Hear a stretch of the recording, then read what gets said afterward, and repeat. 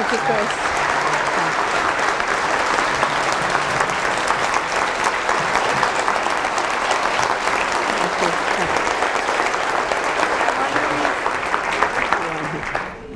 It's a joy to be here with all of you.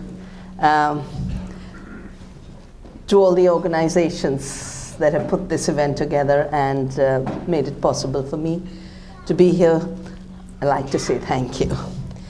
And to the wonderful world of the seed, I'd like to say thank you. Because, I started out life thinking the quanta was going to be my companion for life. And I had to abandon that passionate love affair with physics and quantum physics in particular for a love affair with the seed. Partly because the threat to the seed made me realize how vital it was to continuity of life. The word for seed in Hindi and Sanskrit is bija. Ja means life, and bija means that in which life resides to arise on its own again and again and again. And when we start a season, lots of seed festivals with every cultivation season, and we do, because of our tropical climate, have many more cultivation seasons.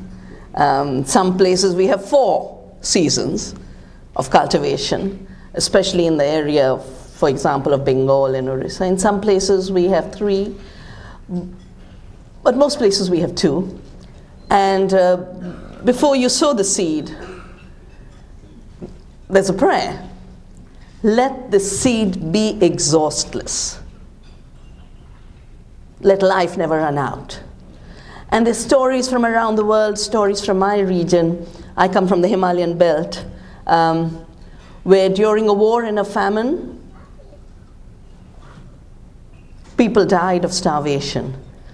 But the seed which used to be kept in empty squash containers, which we call the tomri, not one seed had been eaten.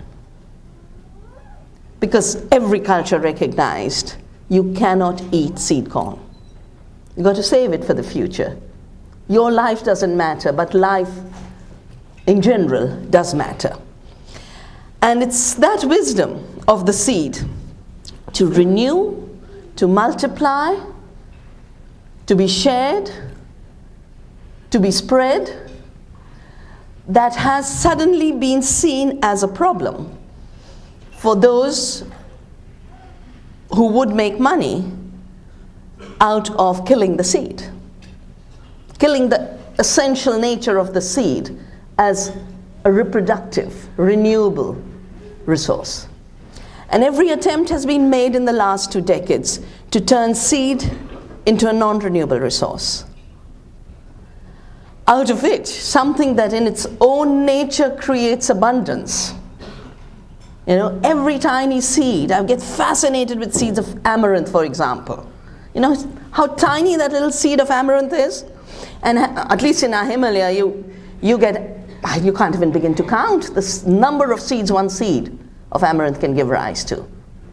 Or the millets, or even the rices and the wheats and the barleys. One gives rise to many. That's a problem.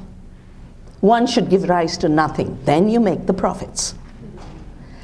And during the 80s, I was very involved in some of these discussions. There used to be in the FAO at that time, the Food and Agriculture Organization of the United Nations, a term used called seed wars. The chemical industry that had moved into the seed sector had started to say it's not fair that farmers save seed. It's not equitable that they save seed. Equity is monopoly. Only the corporations should have the right to seed. And they spent a lot of time, couldn't get their way, because in the United Nations, you have one vote for one country. And the majority of the countries happen to be third world countries. They happen to be countries which have given seed and biodiversity to the world. and they did not like the idea of seed being reduced to private property. So the corporations then moved to a new institution that was being created through what was then a half institution called the General Agreement on Trade and Tariffs. And it's fascinating that for 30 years, the industry had drafted laws for all kinds of monopoly. Monopoly in entertainment. If a Mickey Mouse turns up anywhere, even in a child's notebook, they should pay royalty, or a t-shirt. And then, by then, a company that had only been related to warfare, to Agent Orange, very rapidly moved into the biotechnology sector, very rapidly started to buy up both venture capital firms as well as seed companies. And Monsanto emerged as the biggest seed monopoly in the world in the drafting of what is today called the Trade-Related Intellectual Property Rights Agreement. What a mouthful. Precisely because this is not trade-related and seed is not intellectual property. It doesn't pop out of anyone's head. Intellectual property is defined as property in products of the mind. Here is a very material, biological system that is suddenly redefined as intellectual property. And a whole agreement was shaped around it, and TR was put because India, my country, refused to accept patent law as a trade issue. They said, no, this is about nations deciding how far monopolies will go, nations deciding the balance between the public and the private. And we had worked out a patent law over 20 years of democratic debate in society to get rid of the British laws that had been exactly like what we are coming back to. Total monopoly in the handful, in a few companies' hands. So the lawyers, of course, were very clever, put TR before IP and said, now it's trade related by definition, so now you will accept it. After the WTO came into force, a representative of Monsanto actually said this. He said, what we've achieved in this agreement is something unprecedented. We defined a problem. And in this case, the problem was farmers saving seeds. That was a problem. And we defined the solution, make it illegal for farmers to save seeds.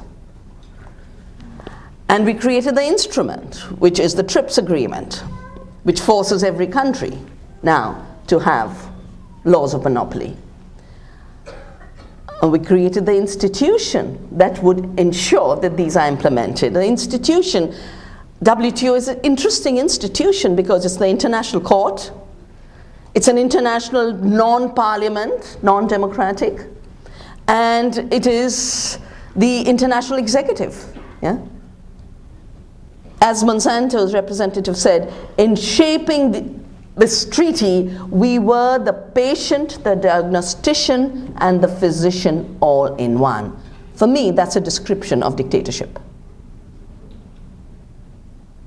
If you define the problem, you find the solution, you become the judge and the executive, where is democracy?